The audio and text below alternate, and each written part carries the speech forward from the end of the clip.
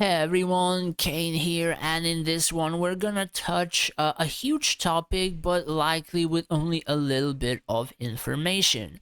Do keep in mind I have caught a cold again, my nose is running, so likely my voice is a little bit changed and I might need a few breaks just because I'm like breathing, so do keep in mind that I might be talking a bit slower than usual.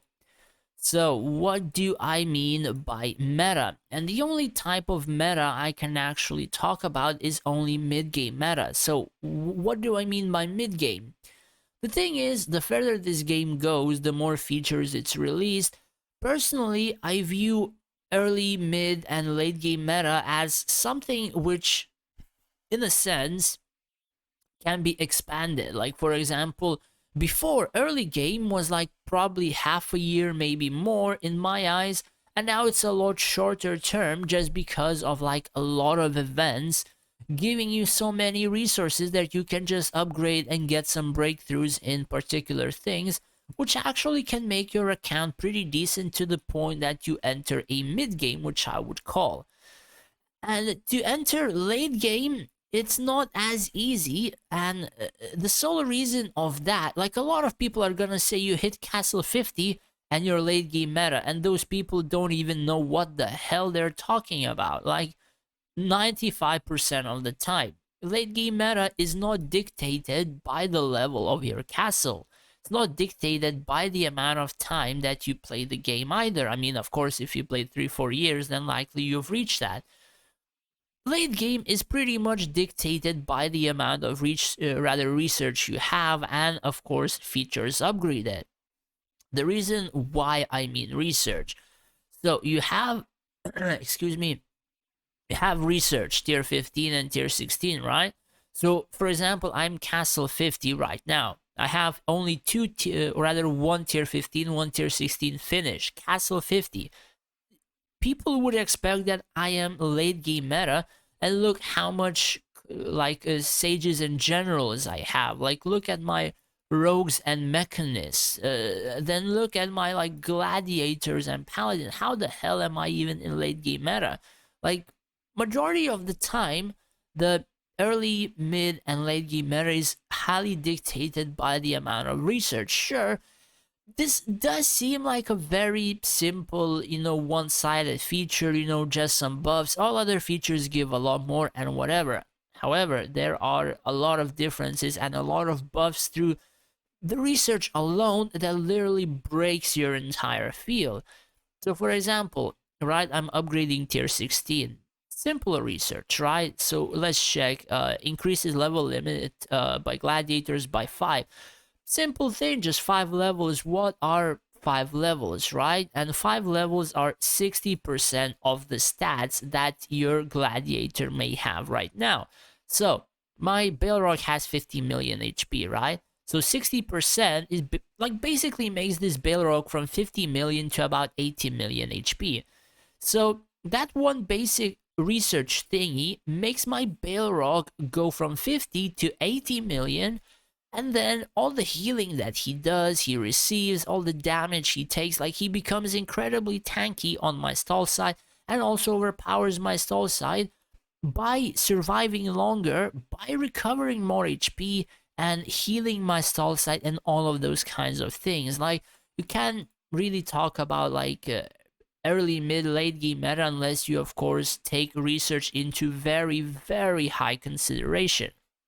So I had to explain that, of course, before I talk about the mid-game meta. Now, what I mean by mid-game meta, so there are people a lot higher core than me, and probably you've seen like 20 of my dual tower fights. I've showed like I've beat high core people. Now, those people are not, or most of them are not incredibly bad to the point that they like don't know what the hell they're doing, right?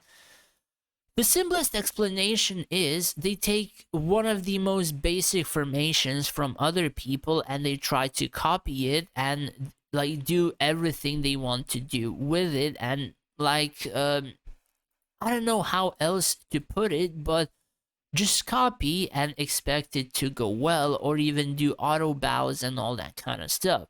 So this one I can't really take fully into consideration. It's a full PvP build from this guy. Like for example, the archers are incredibly broken. Like they are friggin' like crazy.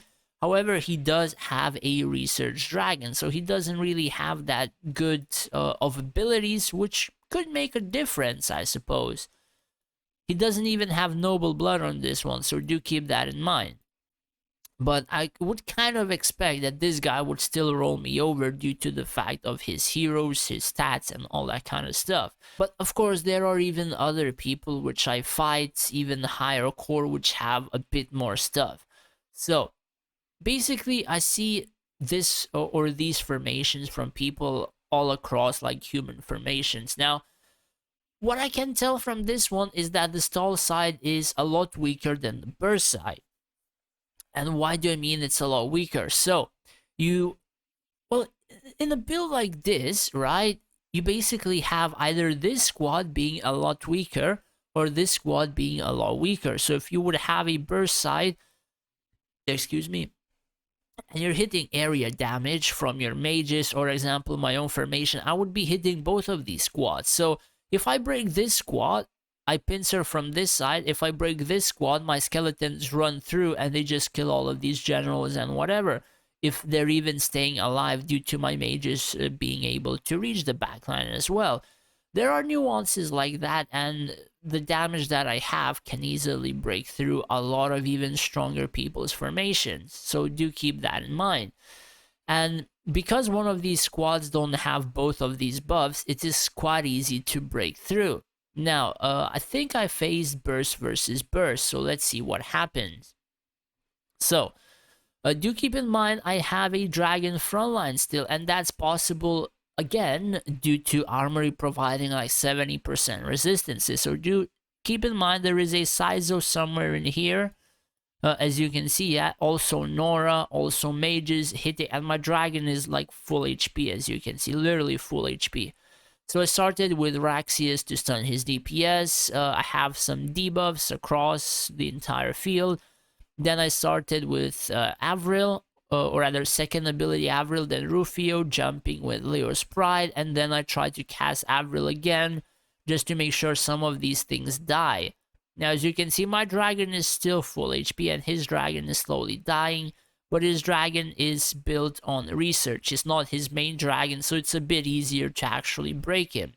It would be a lot harder if he had a proper dragon. Likely he would have Void Eater on this squad or stuff like that, so there would have been some differences here and there. But as you can see, his heroes started dying, and that's pretty much it. He wasn't able to break my dragon. And he casted Rufio 30 seconds into the fight, which is like a total failure on his side. So it's not that this guy is bad, but people probably copy others too much to the point that they don't build their own formations and they just trust what other people say. Now, people like me, I personally don't always test everything myself. I have a couple of people like Ditezi and a couple of others who also test, who also provide information. I also provide some information. He does perform quite a few tests and also does help me out in terms of even me changing some parts of my field. Not in terms of like telling me what to do. However, some of his theories and stuff like that do proc some things that I could test in terms of PvP, and even then I built such a burst side that is literally able to beat quite a lot of people's burst sides as well, even if they are somewhat stronger with full heroes level 70. So do keep that in mind. It does take quite a lot of time, it does take quite a lot of testing by not only me alone to actually be able to build a proper formation. So I'm not blaming or flaming or saying other people are bad. It's just that I'm merely beating people higher core just because they fail in instances where they would need to reduce some of their heroes, instances where they would need to reduce some of their gear, and instances where they would need to change their own formation. So quite a lot of people would have like a different lich formation, right? Something similar might be different, and this is how my formation literally looks. And you would not even see exact same copy of a formation on anyone else. You would see similar, but you would never see the same exact thing because I built this formation just by myself of what I have on my account, what buffs and debuffs I require, and what buffs and debuffs I can actually apply in terms of my stall side. So as you can see, the buffs reach 4 squads of stalkers, another buff reaches 3 squads, another buff reaches 2 squads, and then another buff 2 squads, and this also 3 squads. Like, I have so much buffs on my stall side, and I have so much buffs and debuffs on my burst side that a lot of people fail to properly utilize and properly use, and that is where my own formation comes into play. And even the hero attack prisms, in a sense, also come into play to the point of my heroes having high attack. And why does that come into play?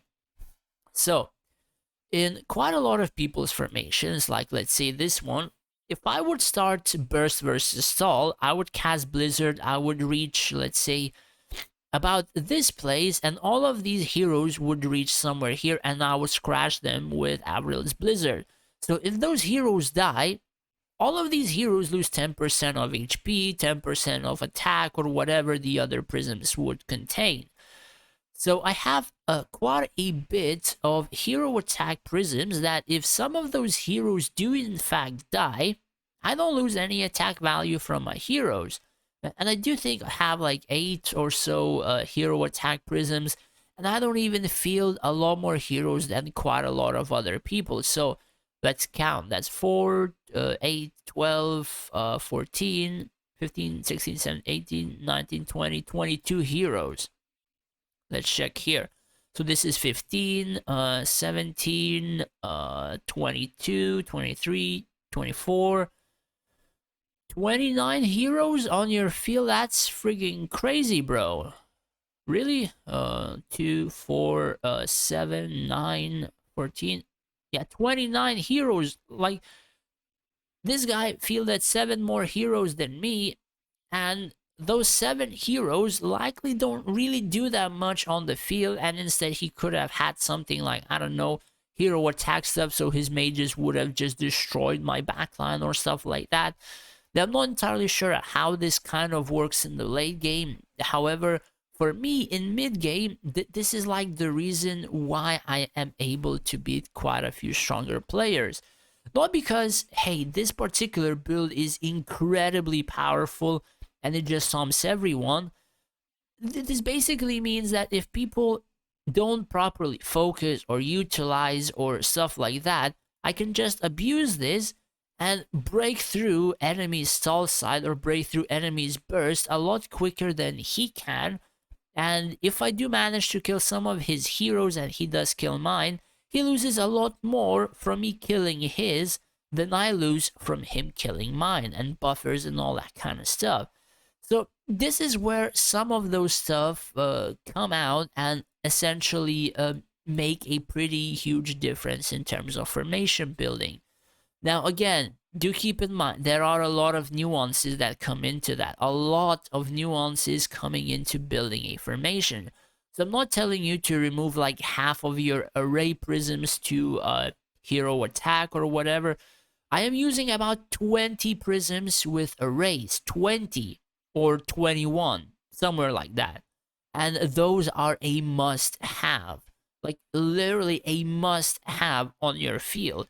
And then other 8 could be used to buff your archers, but since I don't use archers, why would I need those buffs for archers, right? So instead, I buff the heroes, and the heroes do majority of the work. That is the difference between a lich formation and majority of the others. So people like me, who don't really have a lot of features upgraded, a lot of heroes upgraded, can use a lich formation in terms of scoring higher ranks in dual tower, and higher ranks in dual tower means more rewards in terms of like a couple of ranks here excuse me, and those come into like 15, or even like I managed to reach 4,400. So like 20 additional boxes of custom utility, 20 boxes is either 300 of those prism crystals, or like 8,000 of these friggin' potential potions, plus of course like 10 hours of rush and all the other stuff, right?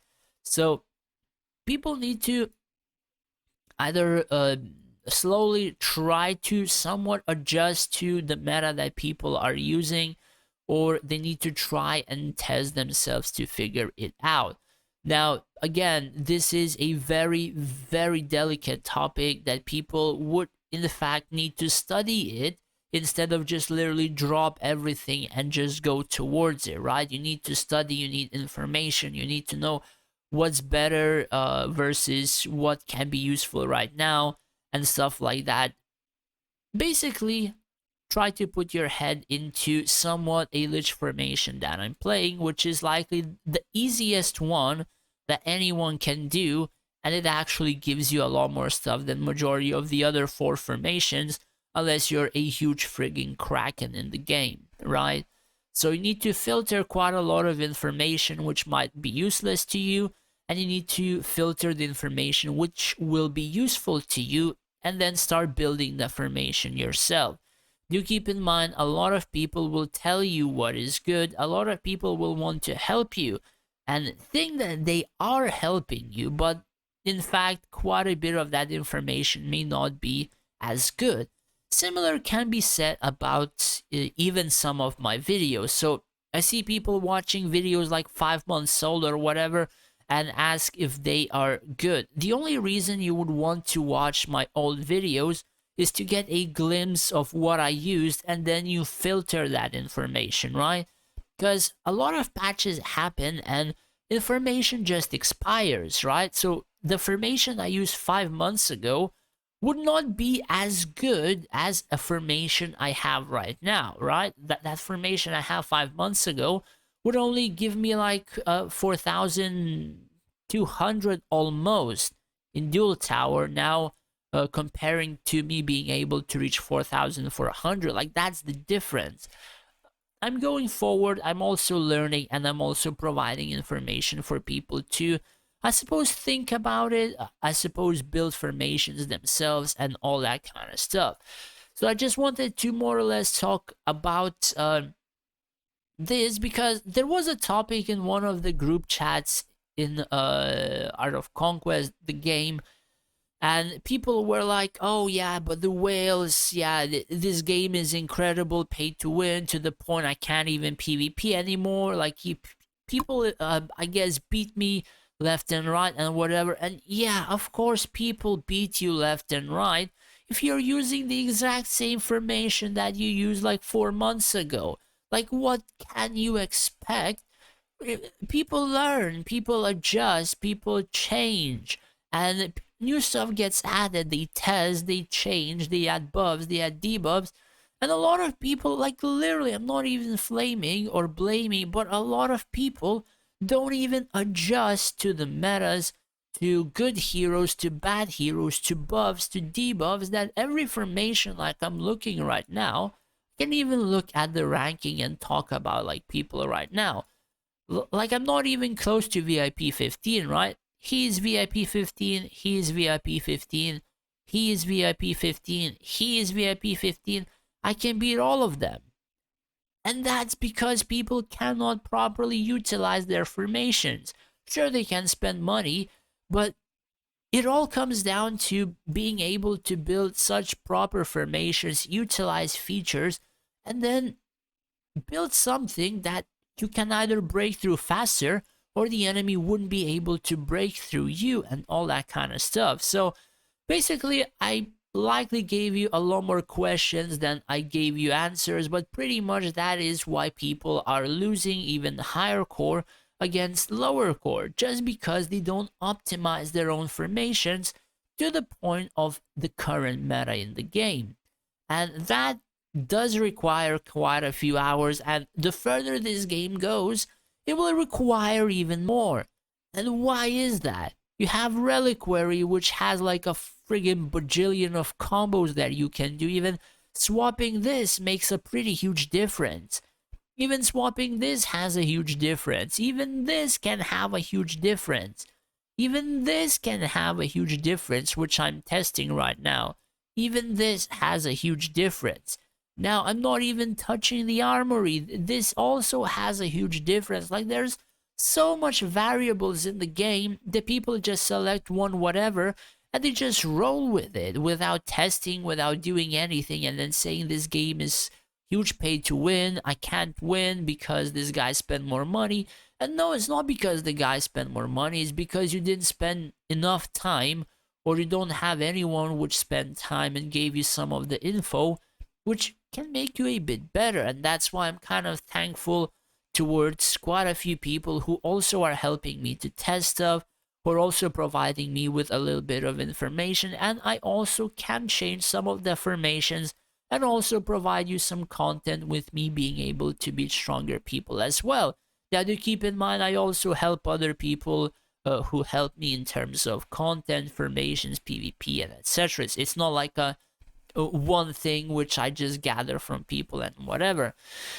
Anyways, I think this video is like 20 minutes long, but hey, I gave you a bit more questions than I gave answers, but pretty much do let me know in the comments down below whether what I said was useless, worthless, or what I said was actually true, and whether or not this information did help you out or will help you out. Again, thanks for watching, guys. Do hit that subscribe button, it would help me out a lot. Take care and stay safe out there.